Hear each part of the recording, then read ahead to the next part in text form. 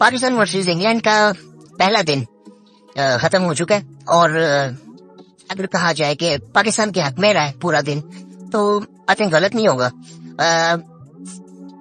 थोड़ा सा शायद एंड में थोड़ा सा हुआ कि बाबर आजम आउट हो गए, वरना अदरवाइज आई थिंक देखें तो बड़ा अच्छा दिन जा रहा था पाकिस्तान का। और काफी ऐसी चीजें हैं कि जो कि आज के मैच के लिहाज से डिस्कस की जा सकती हैं। मीडिया में बहुत सी बातें शुरू हो गई हैं, अजीब सी बातें हैं। मुझे तो बड़ा अजीब सा लगता है कि ये हो कैसे जाती हैं ये चीजें कि एक दिन पहले आपका स्टांस कुछ और होता है और एक दिन बाद आपका स्टांस बिल्कुल ही बदल जाता है। सो पहले मैं आपको स्कोर कार्ड थोड़ा सा बताता हूँ। पाकिस्तान टॉस जीता और उसने बैटिंग का फैसला किया। इंग्लैंड ने भी कहा कि हम अगर टॉस जीते तो पहले बैटिंग ही करते। सो अब्दुल्ला शफीक और साइम अयूब ने ओपन की और साइम अयूब जल्दी आउट हो गए। अब साइम अयूब जिस तरह से आउट हुए ना, वो आउट होने वाला बॉल था नहीं, उसको छेड़ना भी नहीं चाहिए था। सो वो आई थिंक वो उसी वक्त होता है कि जब आप थोड़े से नर्वस हो, प्रेशर आपके ऊपर हो थोड़ा सा। और हमारे बैट्समैन ना, मुझे समझ नहीं आती पहले बैटिंग करें या बाद में करें। वो स्टार्टिंग में वो थोड़ा पीरियड होता ही है कि आपके ऊपर प्रेशर होता है। जनरली ये टीमों में अब नजर कम आता है जो कि फियरलेस होकर तरह खेलते हैं, लेकिन हमारे अभी प्लेयर्स में ये चीजें हैं। शायद उसकी वजह हमारी रिसेंट फॉर्म भी, एज ए टीम भी, एज ए इंडिविजुअल प्लेयर्स की भी। और खैर वो साइम अयूब जल्दी आउट हुए। आउट होने वाला बॉल नहीं था, कोई इतना अच्छा बॉल नहीं था कि जिस पे आउट हुआ जा सकता था। आई थिंक मुझे लगता है कि साइम अयूब अगर ओपन कर रहे हैं ना तो उनके पास एक लाइसेंस होना चाहिए कि जिसमें लिखा होगा कि आपने जाके बस पीटना है इनको, क्योंकि अगर वो आउट हो जाते हैं तो इसका मतलब उन्होंने कुछ नहीं किया। अगर वो आउट नहीं होते तो एटलीस्ट कुछ ना कुछ ट्राई तो किया होगा।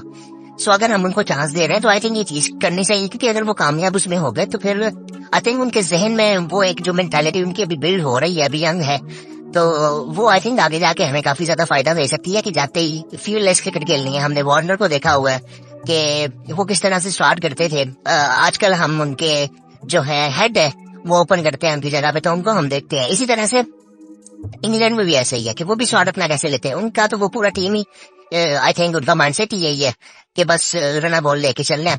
यार फिलहाल आज हुआ क्या, सबसे पहले तो मुझे ना इंग्लैंड की बॉलिंग भी कोई इतनी खास लगी नहीं है।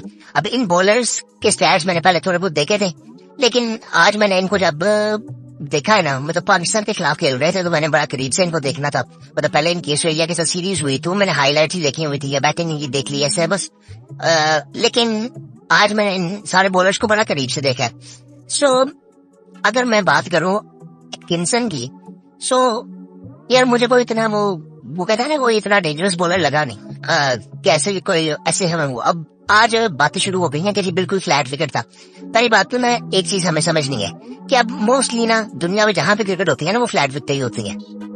सो ये बातें ना बिल्कुल साइड पे कर देनी चाहिए कि बिल्कुल रोड हो गया है। स्पेशली इंडियन मीडिया से जो बातें आती हैं ये बातें ना करें सर, क्योंकि आपके प्लेयर्स ऐसे नहीं जिन्होंने यहाँ पे आके 300 किए हुए हैं। सहवाग के यहाँ पे 300 है। सो वो कभी होता ही ना फिर अगर ये मुल्तान की विकेटें ना होती। लेकिन मैं फिर भी समझता नहीं हूँ कि ये बिल्कुल फ्लैट विकेट था, क्योंकि हमें ना इस पे रिजल्ट चाहिए। पहले तो सबसे इम्पोर्टेंट चीज ये और अपने हक में चाहिए। सो वो जैसे मर्जी आते हैं वो जरूरी चीज है। अब ये पिच डिफरेंट कैसे था, अगर आप पहले पिचेस पाकिस्तान की देखते हो ना, जनरली ये बांग्लादेश की सीरीज से पहले जब ये क्यूरेटर नहीं आए थे ऑस्ट्रेलिया से, सो होता ये था कि ट्राई हम कर रहे थे ग्रीन विकेट्स बनाने की, लेकिन हम बना नहीं पा रहे थे।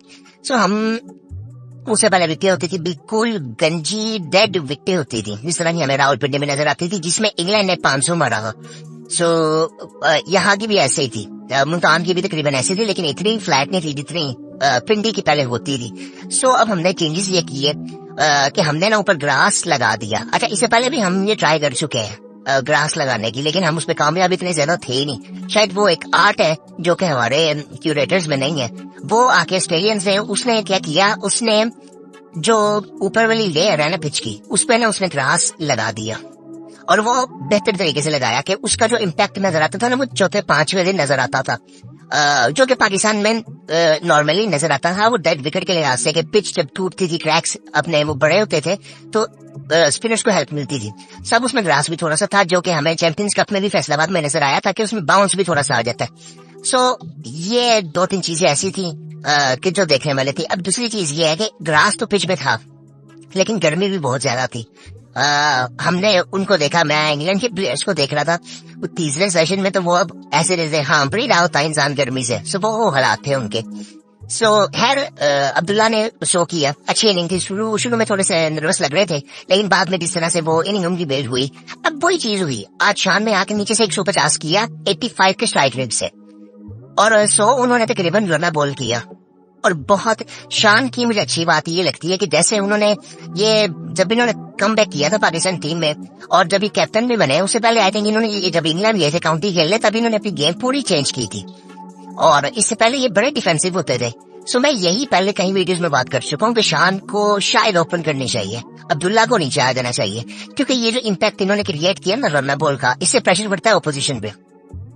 सो ये पार्टनरशिप अगर ओपनर्स की लग जाती, मतलब फॉर एग्जाम्पल साइम और शान ओपन करते हैं, तो इस इनिंग से साइम को कॉन्फिडेंस मिल जाता, तो साइम भी शायद कुछ करता, अब्दुल्ला नीचे आता है अगर, तो हम उसमें कामयाब हो चुके होते, तो अब्दुल्ला भी वो प्रेशर ही कभी ना होता कि टीम की सूरत हाल ही खराब है।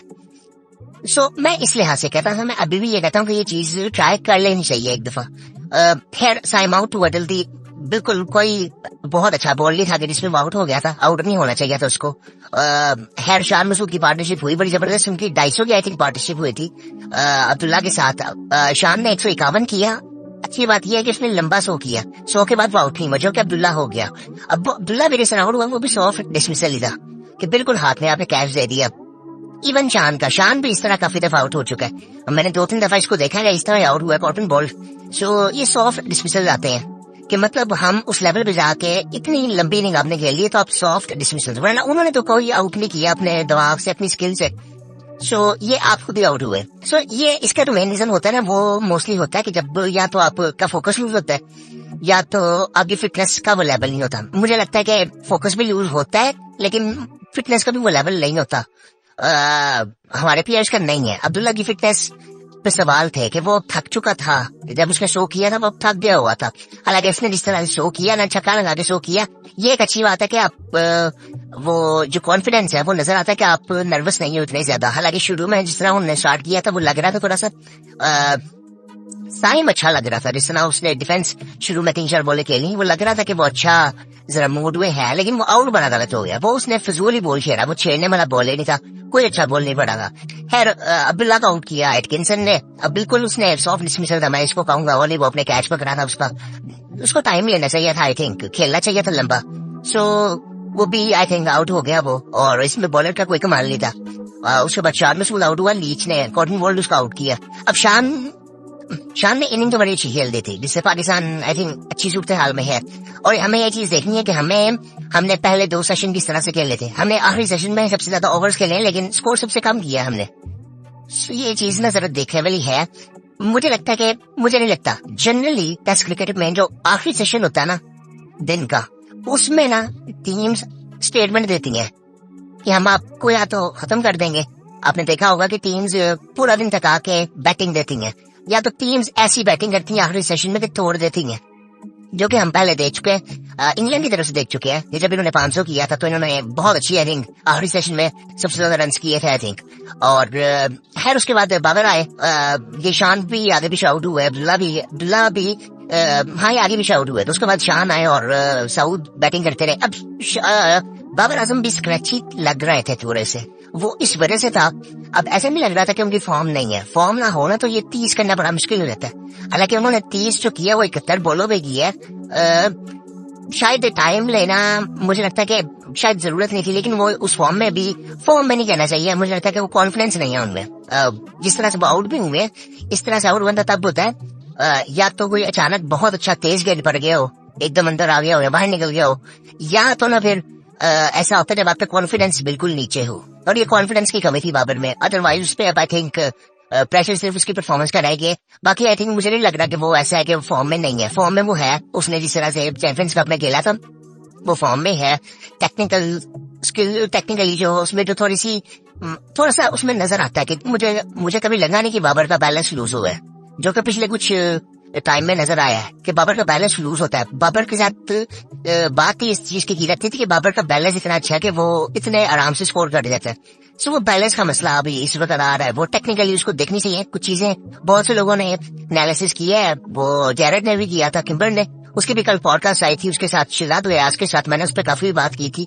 उससे पहले उसने अपनी वीडियोस में भी एनालिसिस बड़ा डीपली किया। आई थिंक उसको बाबर को वो देखना चाहिए क्योंकि वो ठीक है बात। सो वो चीजें आई थिंक देखनी चाहिए, छोटी छोटी चीजें जो कि ठीक की जा सकती हैं। मुझे लगता है कि उसमें मुझे बेसिकली ये लगता है कि उसको कॉन्फिडेंस अगर मिलेगा ना तो वो आपका पाँव खुद ही सही जगह पे आ जाता है। मेरा बेसिकली ये मानना है कि वो जरूरी नहीं है कि आपको वो टेक्निकली कुछ प्रैक्टिस ऐसी करनी है, वो क्योंकि खराब हुई है उसकी वो चीज, वो खराब इसी वजह से हुई है कि वो उस पे परफॉर्मेंस का प्रेशर है। वो जब आई थिंक उसने, मुझे लगता है कि वो जो ये सीरीज है ना इसमें स्कोर कर देगा। मुझे बेसिकली ये फील आ रही है, जिसमें हम कल भी बात कर रहे थे पाकिस्तान की तरफ से एक थोड़ी सी गट फीलिंग आपको आती है कि यार ये बेहतर करेंगे। सो वो चीज आई थिंक नजर आ रही है। सो मुझे लगता है कि ये चीज हो जाएगी। खैर अब बाबर ने 30 पावर, अब एक ओवर रह गया था, एक ओवर पहले वो आउट हुआ। आई थिंक वो नया बॉल मिल गया था, वॉक्स ने उसको आउट किया, एलबीडब्ल्यू आउट था और ये पहले भी आउट हो चुका है। बाबर जिस तरह से आउट होता है मोस्टली हम देखेंगे तो ये दो तरह से आउट होता है, या तो स्लिप्स पे कैच होता है या कीपर कैच करता है या फिर एलबीडब्ल्यू आउट होता है मोस्टली। सो ये चीजें हमें देखने वाली हैं और ये तब से इसका कॉन्फिडेंस लूज हुआ था जब हम ऑस्ट्रेलिया गए थे ज्यादा, कि पैट कमिंस इसको यहाँ पे बता के बॉलिंग कर रहा था। और कमिंस आई थिंक वो करता ही इसी तरह, मोस्टली ऑस्ट्रेलियंस करता ही इसी तरह, वो सबके साथ ये चीज विराट कोहली के साथ भी होती रही है। मैं आपको ये बात बताऊं कि कोहली भी इसी तरह से आउट होता है मोस्टली। इस कैटेगरी के जितने प्लेयर्स आते हैं ना वो मोस्टली ऐसे आउट होते हैं, स्पेशली एशियंस की अगर बात करें, विराट की बात करें या बाबर की बात करें, मोस्टली इस तरह से आउट होते हैं। इनके करियर में भी अगर आप लंबा देखेंगे तो मैं कंपैरिजन नहीं कर रहा, मैं सिर्फ आउट होने का बता रहा हूँ कि इस नंबर पे या जो इस नंबर पे आने वाले जो प्लेयर्स हैं उनकी जो गेम होती है ना एशिया में, स्पेशली एशिया में के जो प्लेयर्स हैं, बाहर हो चाहे एशिया में खेल रहे हो, एशिया के जो प्लेयर्स हैं, मतलब आपको विलियमसन में भी इतना ज्यादा ये चीज नजर नहीं आएगी, रूट में नहीं नजर आएगी, स्मिथ में उस तरह से नजर नहीं आएगी। स्मिथ एलबीडब्ल्यू होता है आउट मोस्टली, लेकिन ये इसको अगर आप देखें तो ये इस तरह से आउट हो रहा है और ये चीजें ठीक की जा सकती हैं कि बुल लेंथ पे इसको पकड़ लिया जाता है। वो कमिंस भी जब से की है तो आई थिंक वो प्लेयर्स ने वो चीजें देखी हैं और वो नया बॉल भी एक मिल गया था, तो मुझे लगता है कि कई दफा ये थोड़ा सा लूज भी हो जाता है, जरा ढीला हो जाता है बाबर, और उस वजह से है। मैं वही बात करूंगा कि हमारी फिटनेस पहले उस लेवल की नहीं है, फिटनेस हमें बेहतर बहुत ज्यादा करनी है पहले तो, और उसके बाद सऊद आया, मुझे सऊद अच्छा लग रहा है कि सऊद।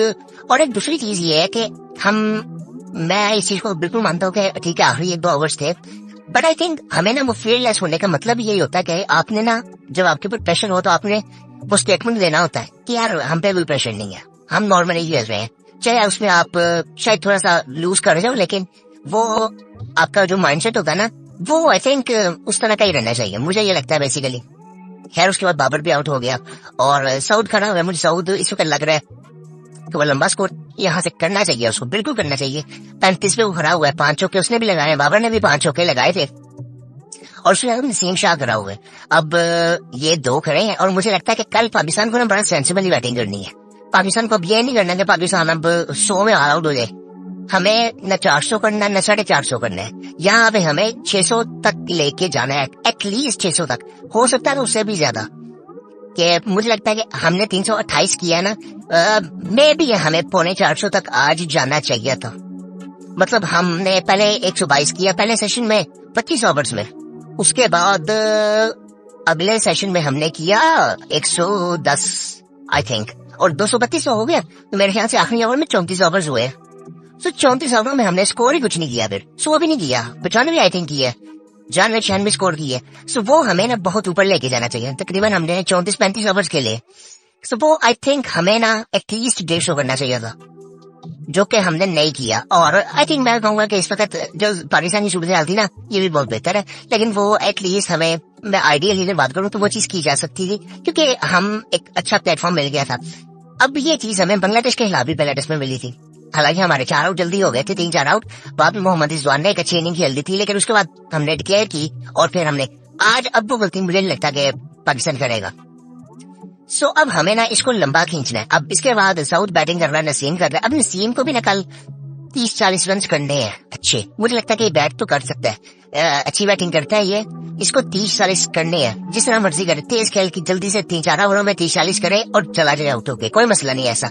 वो डिफेंस खेलने के चक्कर में इसको आउट नहीं होना, अपनी जो विकेट है ना उसको मुश्किल बनाना है इसको, और इसने रन करने हैं ताकि वो प्रेशर, किसी तरह से प्रेशर डाल दे अपोजिशन पे। खैर उसके बाद आना है मोहम्मद रिजवान ने, फिर सलमान आगरा ने आना है, फिर आमिर जमाल ने आना है, मतलब 3 प्रॉपर बैट्समैन अभी नीचे बढ़े हुए हैं। सो हमें यहाँ से साउथ शकील से मुझे 100-150 चाहिए एटलीस्ट, कि उसको करना चाहिए। और नसीम शाह को मैं चाहता हूँ कि वो एटलीस्ट 30-35 करे, 30, कि वो सामने वाले को तोड़ दे जरा। वो 30-35 जब करेगा ना, सो ये इसका मतलब हम 400 पे पहुंच रहे हैं। सो वो 400 पे जिस तरह हम पहुंचेंगे ना, तो वो प्रेशर उन पे पड़ना शुरू हो जाएगा कि हमारा आउट कोई नहीं, आउट अगर कोई नहीं होता तो हमें लंबी बैटिंग अभी कल करनी है। मुझे लगता है कल हमें एटलीस्ट 30 तक बैटिंग करनी है और 2 सेशन तो एटलीस्ट हमें खेलने हैं और उसमें अच्छे रन रेट से हमें बैटिंग करनी है। हमें 600 से ऊपर जाना ही जाना है। फिर जाके कोई चांस होगा, क्योंकि हमें रिजल्ट इस मैच में चाहिए और निकालने पड़ेंगे पाकिस्तान को। पाकिस्तान को डिफेंसिव नहीं होना यहाँ पे कि हमें रिजल्ट नहीं चाहिए। रिजल्ट आई थिंक वो भी जाते होंगे। और कमेंटेटर्स भाई आज बातें कर रहे थे लॉलीपॉप के ऊपर कि वो ये आखिरी जो टेस्ट मैच हारे थे श्रीलंका से, वो इसी वजह से हारे थे कि ये कई दफा ना बहुत ज्यादा एग्रेसिव हो जाते हैं। आज भी हमने देखा होगा कि काफी कुछ ट्राई कर रहे थे, फील्डिंग में काफी कुछ ट्राई कर रहे थे, लेकिन आई थिंक अब्दुल्ला ने और शान ने बड़ी सेंसिबल बैटिंग की। और शान जिस तरह से अटैक कर रहा था ना बशीर पे, शेख बशीर पे, आई थिंक बहुत जबरदस्त। हमें इस तरह से ये चीजें करनी चाहिए, हमारे सब बैट्समैन को ये चीजें करनी चाहिए। कप्तान कर रहे हैं तो बाकी को कॉन्फिडेंस मिला होगा इस चीज का। और मुझे लगता है कि इस तरह की बॉलिंग लाइनअप इंग्लैंड की है भी नहीं कि वो ये आई थिंक मुझे लगता है कि मैं ये सोच रहा था कि इस तरह की बॉलिंग जब हम लोग करते हैं ना, या एशिया में कोई ऐसी टीम करे, तो कहते हैं जी it is alarming. Specially Pakistan की बात होती है कि इट इज अलार्मिंग, पाकिस्तान में फास्ट बॉलर्स नहीं आ रहे। ये है वो। अब इनके जो मेन जो प्लेयर्स है ना, इनके 2 नहीं है। मतलब एंडरसन छोड़ गया हुआ है, ब्रॉड भी इनका चला गया। सो उसके बाद अब उनकी रिप्लेसमेंट्स क्या थी, आर्चर और वुड। अब वो मोस्टली वो भी इंजर्ड रहते हैं कि वो जो उनकी जो पेस है ना, वो पेस की वजह से वो इतनी वो ताकत लगाए थे कि वो इंजर्ड रहते हैं मोस्टली। उसके नीचे जो इनकी लेयर है ना फास्ट बॉलर्स की, वो ये है, वो ये खेल रही है। ठीक है, आर्चर और वुड रेगुलरली नहीं खेलते, वो इंजर्ड रहते हैं। इंजर्ड ना हो तो फिर खेलते हैं। वो उनका वर्कलोड वो बहुत ही ज्यादा अच्छी तरीके से मैनेज वो करते हैं। बट आई थिंक आर्चर अगर पाकिस्तान का होता तो फिर उसका करियर खत्म हो गया वैसे। लेकिन आई थिंक वो अभी इस वक्त नहीं खेल रहे हैं। उसके नीचे लेयर इनकी ये आती है कि वॉक्स हो गया, एटकिंसन खेल रहा है, ब्राइटन कार्ड्स मुझे अच्छा लगा, इसका एक्शन मुझे अच्छा लगा कि इसको बाउंस मिलता है। लेकिन जॉन ने इसको बड़ा अच्छा खेला आई थिंक कार्ड्स को। और ये मुझे थोड़ा सा ना वो अटैकिंग लग भी रहा था। मे भी ये मेरे ख्याल से बैटिंग भी ये सारे करते हैं, ये सारे ऑलराउंडर्स ही हैं जो प्रॉपर बैटिंग भी करते हैं। अच्छा, बॉलिंग भी डिसेंट थी इनकी। मैं ये नहीं कहूंगा कि बहुत ही माड़े बॉलर है, लेकिन अच्छे बॉलर है। लेकिन ये कोई वैसे नहीं है जिस तरह की इनकी बॉलिंग होती थी, जिस तरह से मैं वही बात कर रहा हूँ जो पाकिस्तान का मसला, पता नहीं इनका मसला है कि इनके पास है नहीं या ये लेयर यही है इनके पास, मुझे नहीं पता। लेकिन पाकिस्तान में जनरली ऐसा होना तो ऐसी बातें होती हैं। इवन इंडिया में भी होंगी। इंडिया में तो अब आगे फास्ट बॉलर आने शुरू हुए हैं, बुमराह के बाद थोड़ा सा हुआ है, अदरवाइज उनका भी यही हाल था। सो आप उनका भी देखे, ऑस्ट्रेलिया में भी अगर देखे तो आप इनके बाद आपको कौन नजर आता है, उनमें भी मोस्टली उनके बॉलर मोस्टली अच्छे तो होते ही है, इंग्लैंड के भी अच्छे होते थे। लेकिन अब ये हम देख रहे हैं यहाँ पे, अब ये बिल्कुल फ्लैट फिकते हैं। लेकिन मुझे ये लगता है कि हमें अभी ये कहना नहीं चाहिए बिल्कुल फ्लैट फिकते हैं, क्योंकि इस पर ग्रास तो है, ये पहली इनिंग के बाद पता चलेगा। मुझे ये लगता है कि अगर पाकिस्तान कल अच्छा स्कोर करता है ना, तो पाकिस्तान की बॉलिंग भी अच्छा करेगी। मे भी शाहीन को इस वक्त लग रहा होगा कि यार ये किस तरह का विकेट है, पहले ही हम लोग आउट नहीं कर ले, तो ये सूरत हाल है। क्योंकि इस वक्त शाहीन जो है ना, वो फोर्सफुली खेल रहा है मीर हमजा की जगह पे। अगर आप मेरिट में देखें तो मीर हमजा की जगह बनती है। मीर हमजा ने जिस तरह से बॉलिंग की है पिछले कुछ मैचेस में, ऑस्ट्रेलिया में आप देखें या बांग्लादेश के खिलाफ देखें, सो वो उसकी बॉलिंग बड़ी जबरदस्त थी। लेकिन यहाँ पे शाहीन को खिलाया जा रहा है उसकी रेपुटेशन की बेस पे। सो मैं फिर भी समझता था कि मीर हमजा की जगह बनती है उसकी जगह पे, लेकिन उसको खिलाया जा रहा है। सो लेकिन मुझे लगता है कि पाकिस्तान अच्छा परफॉर्म करेगा। वो एक फील्ड वो आ जाती है इंसान को। वो अब ये ऊपर से शान ने किया ना, ये कॉन्फिडेंस उसका भी बहुत हाई हुआ होगा। और बाबर को भी आई थिंक मुझे लगता है कि बेहतर तो वो टीम अच्छा करेगी तो वो उसको भी थोड़ा कॉन्फिडेंस मिलेगा। मुझे बिल्कुल ये नहीं लगता कि बाबर फॉर्म में नहीं है, वो थोड़ा सा अंडर कॉन्फिडेंट है, लेकिन आई थिंक ठीक हो जाएगा वो। मुझे लगता है कि वो कारश में भी इसी मैच में वो परफॉर्म करते दूसरे इनिंग में। मैं भी दूसरी मैं तो कहता हूँ दूसरी इनिंग की जरूरत ही ना पड़े, हम एक इनिंग से ये मैच जीते। अगर हो सकता है तो हो तो सकता है, बिल्कुल हो सकता है। हमारे नीचे प्रॉपर बैट्समैन भी पड़े हैं। साउथ को यहाँ पे 100-150 करना है, मोहम्मद रिजवान को भी नीचे आगे करना है, आमिर जमाल है, सलमान है। सो हम यहाँ पे कर सकते हैं। हमने जो इस मानशा से हम चले ना, हमने 8 तक बैटिंग रखी है, 8 पे आमिर जमाल आ रहा है, उसके बाद नसीम शाह, शाहीन है, फिर अबरार है। तो ये भी थोड़ी थोड़ी बैटिंग कर ही लेते हैं। सो हमें अच्छा स्कोर करना चाहिए। और आई थिंक मुझे लगता है कि मीडिया भी फजूल सी बातें शुरू हो गई हैं। अभी कुछ नहीं कह सकते, कल के दिन के बाद पता चलेगा कि कल के दिन के बाद क्या होता है। फिर जाके थोड़ा पिच पे हम अंदाजा लगा सकते हैं, लेकिन मुझे लगता है कि चौथे पांचवें दिन तो आई थिंक वो ब्रेक मिलेगा ही। और ये टॉस पाकिस्तान जीता, ये बड़ी अच्छी बात है। और पाकिस्तान ने बैटिंग की, ये पाकिस्तान के हक में ये चीज जा सकती है। और इंग्लैंड ने वाली बैटिंग ही करनी थी। और आई थिंक वो स्टॉक्स आई थिंक आज बड़े नजरों में था। वो इस तरह से वो बार बार वो कोशिश कर रहा था। वो आई थिंक ये चीज है स्टॉक्स, उसकी जो बात मैं कल भी कर रहा था, उसमें इतनी कंसिस्टेंसी नहीं है। मुझे इतना कंसिस्टेंट नहीं है जितना वो पैशनेट है गेम के लिए। मतलब वो अच्छे इंपॉर्टेंट मैच होगा वो परफॉर्म कर देगा। मतलब वो हर मैच में नहीं वो स्कोर कर रहा होता। इस तरह आपको बाबर नजर आएगा, रिजवान नजर आएगा, कोहली नजर आता है, इस तरह नहीं वो करता। वो करता है इंपॉर्टेंट मैच कौन सा है वो फंसा लेता है। इसने हमसे एक वो T20 का फाइनल ये खींच के ले गया था। खड़ा रहा था T20 की बात करो। पाकिस्तान उस वक्त जो बॉलिंग कर रहा था नेक्स्ट लेवल थी वो। लेकिन आई थिंक बड़ी जबरदस्त पाकिस्तान ने बैटिंग की है। एक दो विकेट आउट नहीं होनी चाहिए थी। इंग्लैंड में थोड़ा कॉन्फिडेंस आया होगा लास्ट में कि हमने बाबर को आउट किया है। लेकिन आई थिंक अभी पाकिस्तान को फायदा उठाना है। अभी पाकिस्तान के 3 बैट्समैन ड्रेसिंग रूम में बैठे हुए हैं और साउथ खेल रहा है। साउथ को लिहाज से लंबा खेलना है। नसीम शाह को 30-35 करना ही करना है तेज जल्दी से, ताकि वो प्रेशर थोड़ा सा डाल के जाए। और कल पाकिस्तान को कल भी लीड करना है। और अगर लीड पाकिस्तान ने कल किया तो पाकिस्तान के बहुत ज्यादा चांस हो जाएंगे कि पाकिस्तान के हक में रिजल्ट आ सकता है।